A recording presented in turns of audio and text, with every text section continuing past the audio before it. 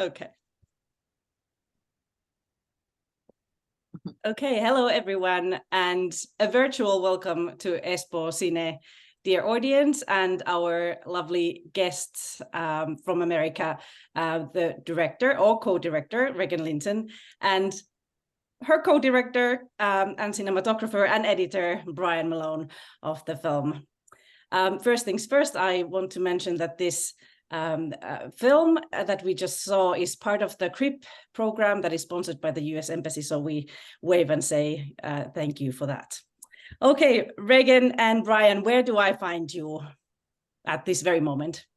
Where are you sitting respectively?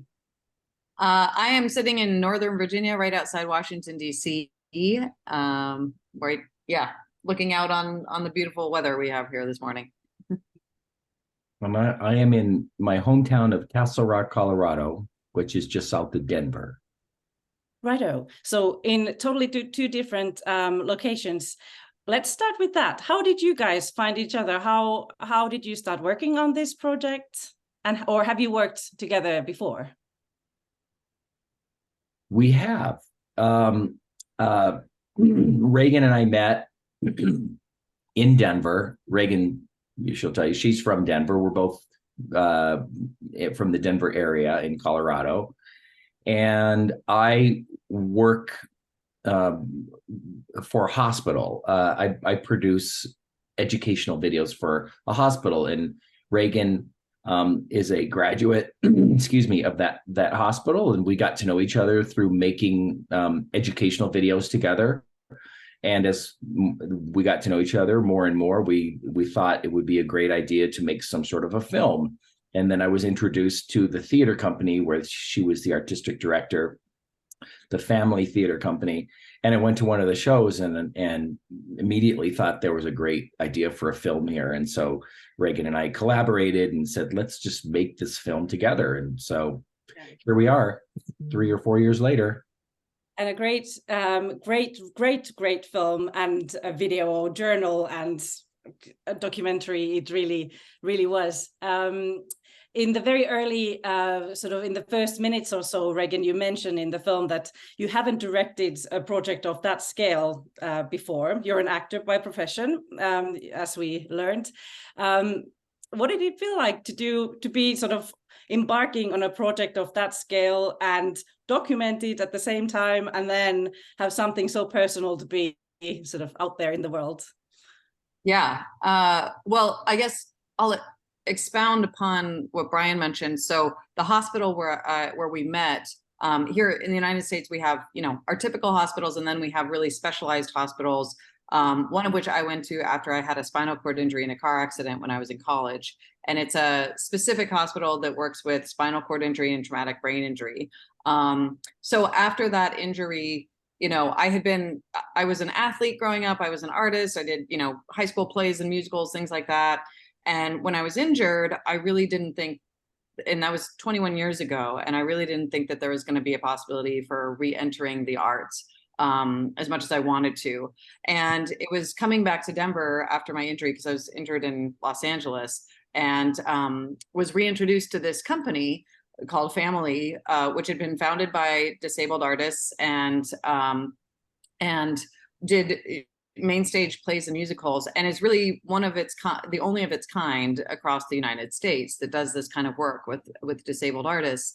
And so I got back involved with the company, and ultimately they asked me, after I was out doing acting for a few years, they asked me to come back and be artistic director. And so I think then when I was there and, talking to Brian about it, and just feeling like we really needed to get this message about this company out there, because there's so many stigmas and stereotypes still that persist in society about folks with disabilities. And here was a company that was really doing it differently.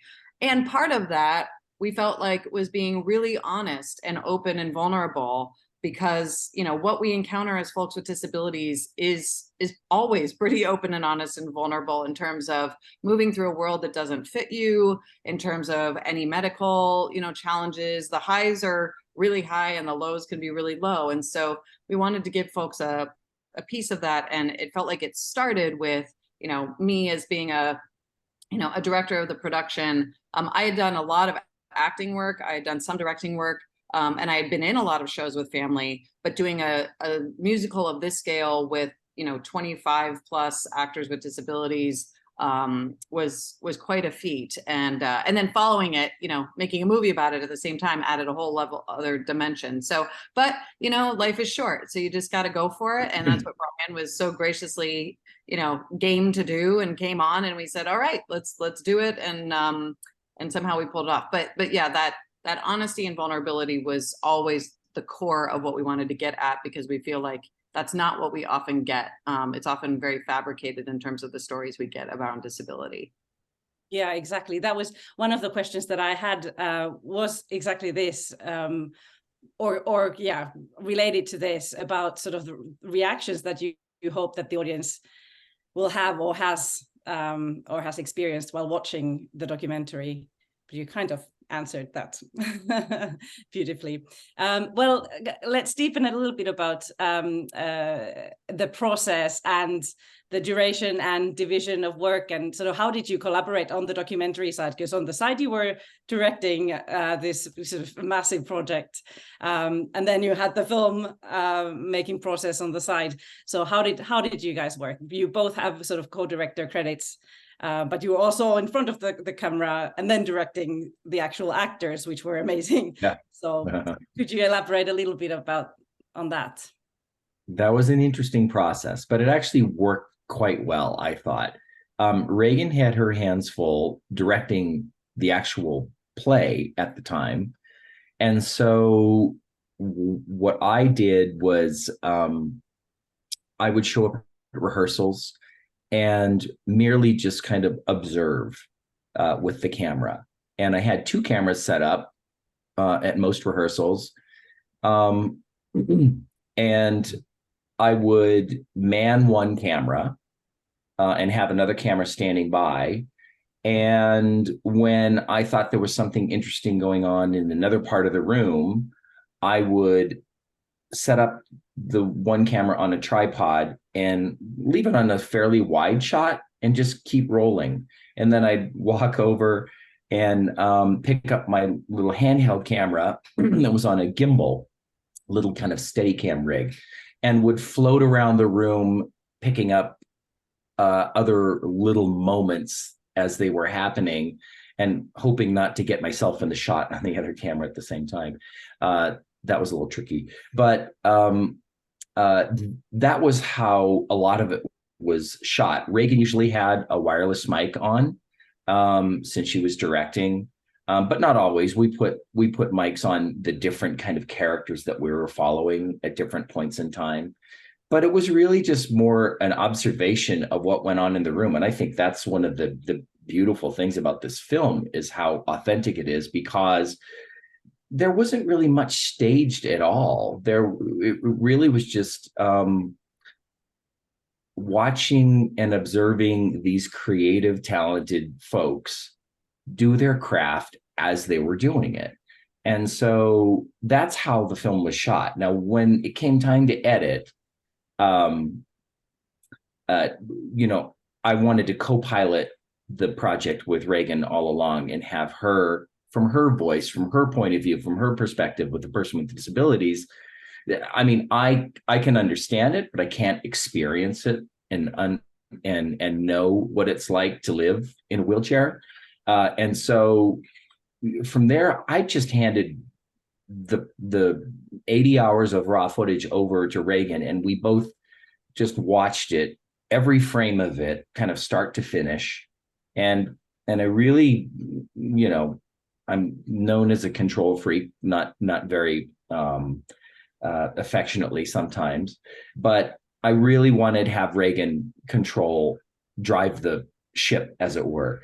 And so have her select the moments. We had great conversations, and sometimes in the edit, we just talked for 3 or 4 hours at a time without editing a frame, and just talking about, what does this shot mean? What does this moment mean? And how do we present this in the most genuine fashion? So to me, it all happened in the middle of the COVID pandemic too. So we actually had the luxury of time, because neither of us had anything else to do, like most of the world. Right. Is there anything you'd like to add, Regan? What was like, Yeah. what was difficult? What was easier than you maybe envisioned when embarking on this journey, or any? I think, you know, one of the challenges was that we had no idea where it was going to go. I mean, I knew from working in theater a lot, you know, a production is always going to be dramatic because that's the nature of it. And there's always going to be something, and particularly when you're working with 25 individuals that have 25 different disabilities and 25 different unique sets of needs, that like something's going to happen. And that's where, as Brian said, it was kind of like, you know, you just try to get in there and capture as much as you can. But then, you know, it's really hard. And I think a lot of filmmakers talk about like making the film you have, not the film you want, you know. And there were times that like we had different trajectories, or, you know, every single person in the film is so fascinating and could have a whole documentary made about them, just them. So that difficulty of choosing, like, okay, what is the story we're telling? What is really the through line? Who are the main characters that we're gonna or subjects that we're gonna pull out? Was very challenging because there was just so much interesting material. So again, yeah, that art of editing and cutting down and deciding what you're going to use, I think, was one of the more challenging things. Yeah.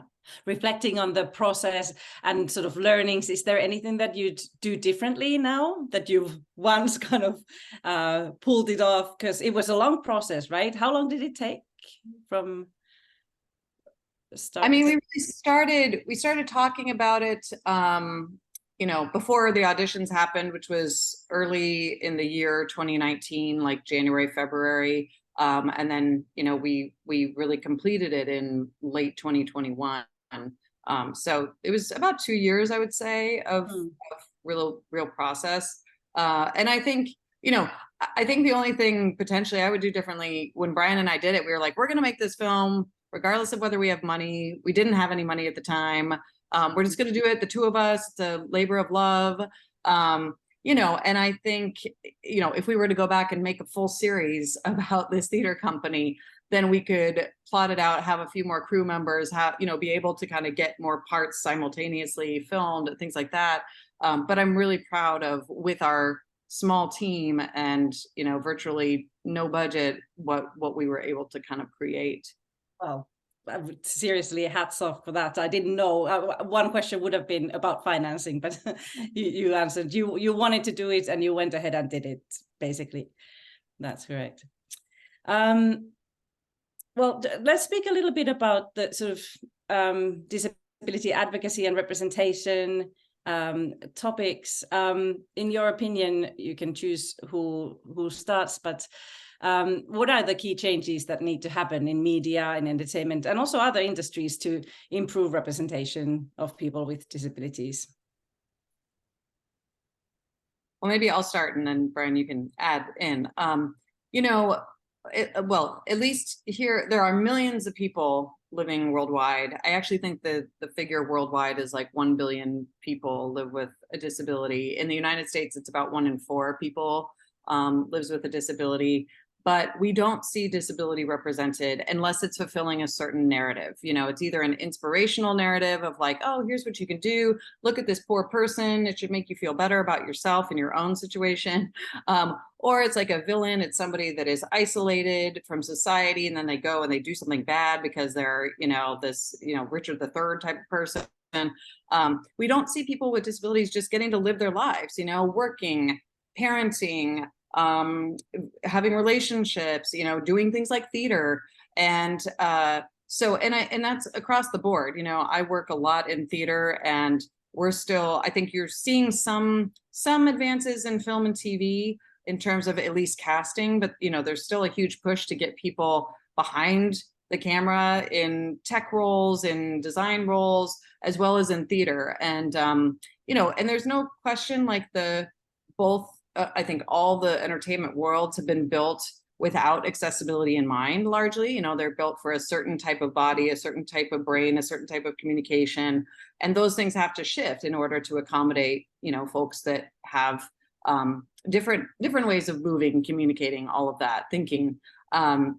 So I think we're seeing some of it, but there still needs to be a lot done. I mean, there continue to be studies done here in the United States that show, a small, tiny 0.1% of characters or actors are, represented. And then it's even smaller when you talk about like, the behind the scenes roles.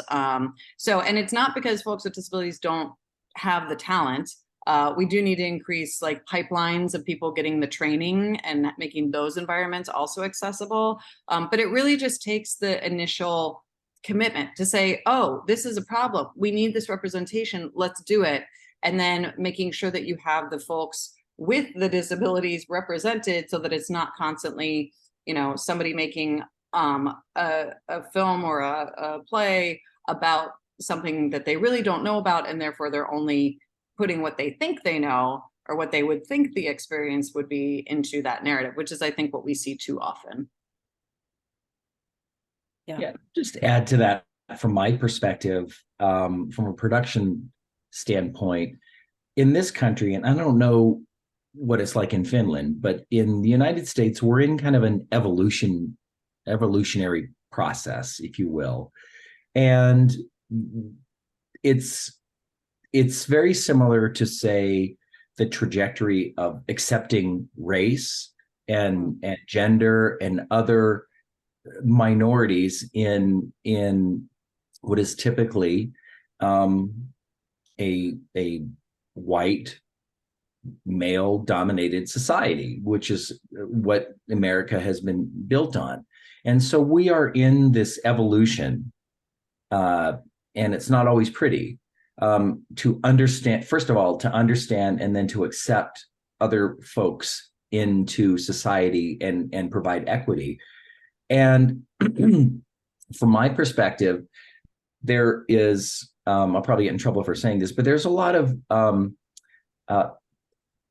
patronage that goes on our end of the business when it comes to casting. And a lot of times there's a term in the United States here, I'm not sure if it's familiar, if you're familiar with it in Finland, but it's called check off the box. You want to check off the box, just say, oh, we've got our Black person covered, we've got our disability person covered, we've got our transgender person covered. And it's really just to fill this person in there without really the meaning and the true, it's kind of superficial. It's a veneer in a way. And so I think what we have to do as a country, and I don't know what it's like in Finland, but we have to move beyond this kind of superficial.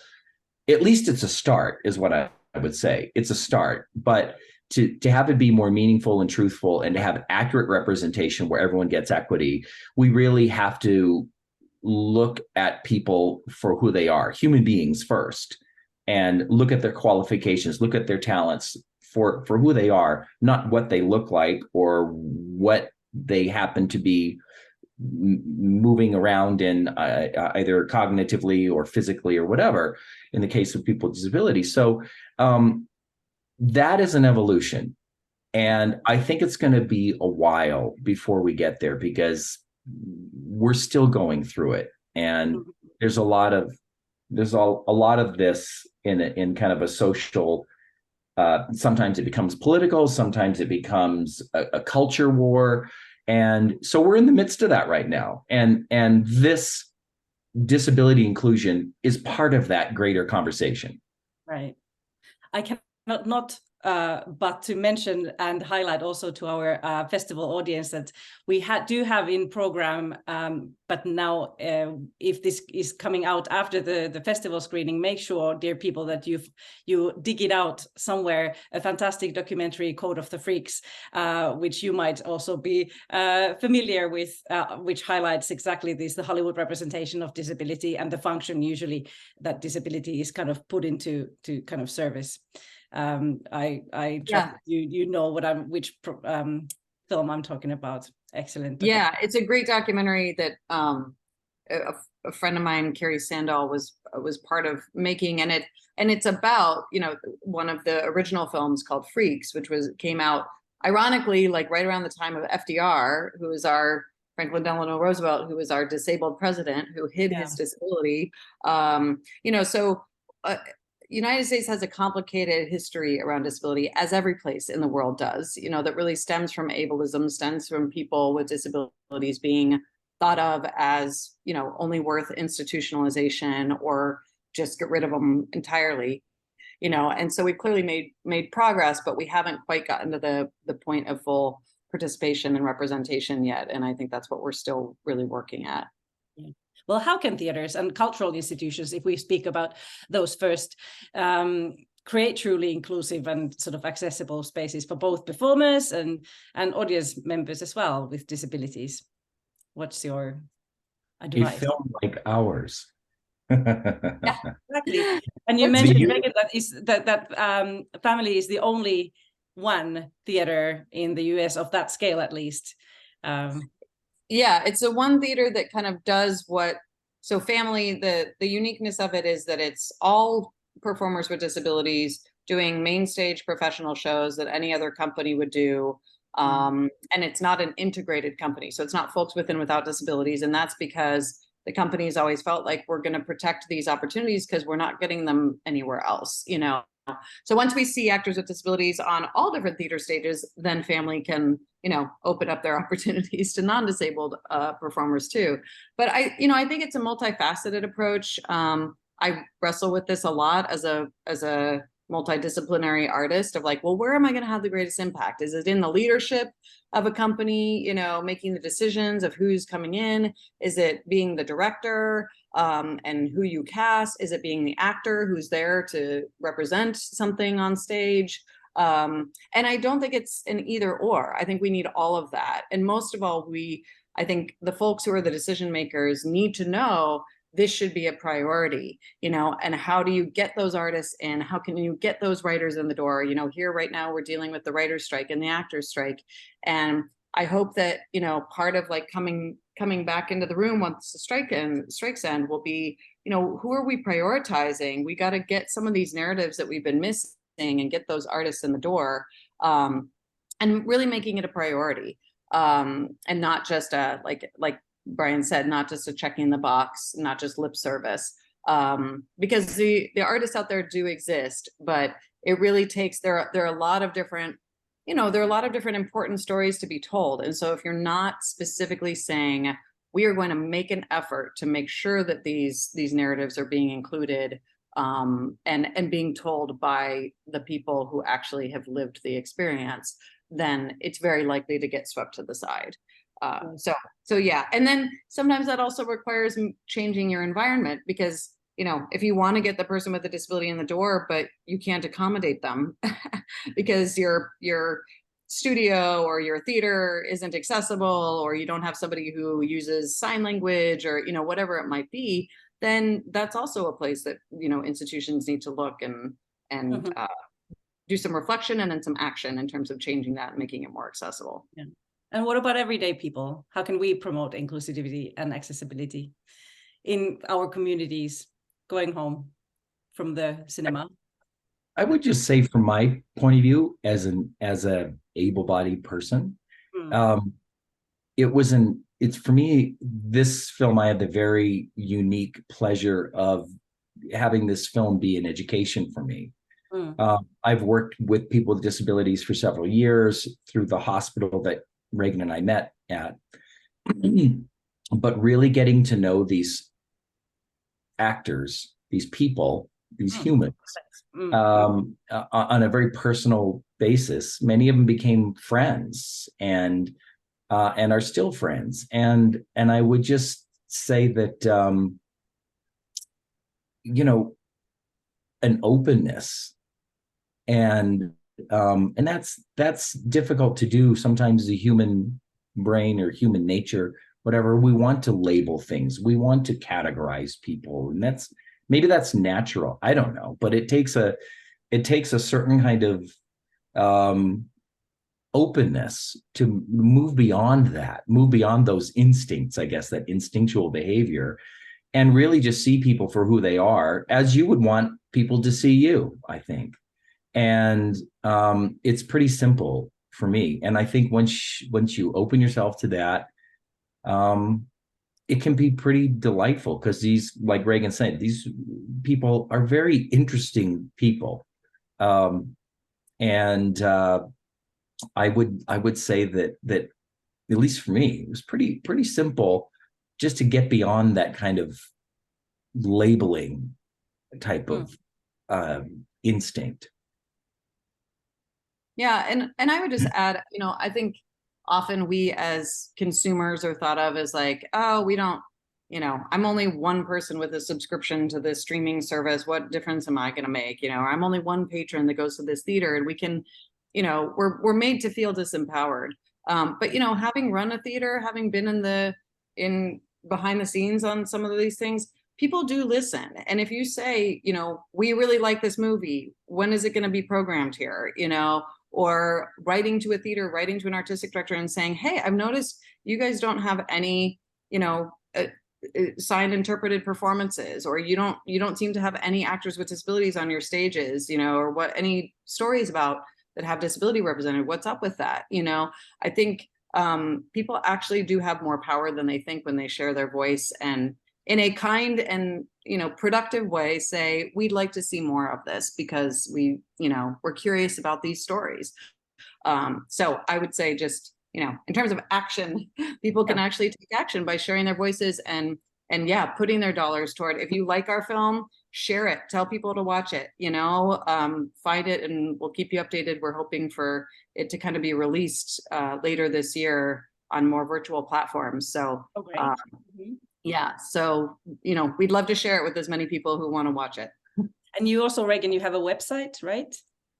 Yes, it's just my name, reganlinton.com. We also, that's my personal website. We also have a film website, which is imperfectfilm.com. And Brian, do you have any websites you want to share additional? We should probably do a better job of updating it. Maybe, I don't know, maybe you've been updating it. I haven't. I have been, actually. Yeah. Oh, good. All right. Well, thank you. No, I have no websites to add, but I would just say that, if you like the film, tell your friends, because, or look for it this fall. I think, we're in the middle of this release process, and it takes several months from distributors and streaming services and that kind of thing. But we've been told it will be out on multiple streaming services. So services. So if you I don't know what the international access is to YouTube or Hulu or Netflix or any of those things, but you can look for it on some of those streaming services late this year. Great. Fantastic. Sounds good. Excellent. Tell your friends.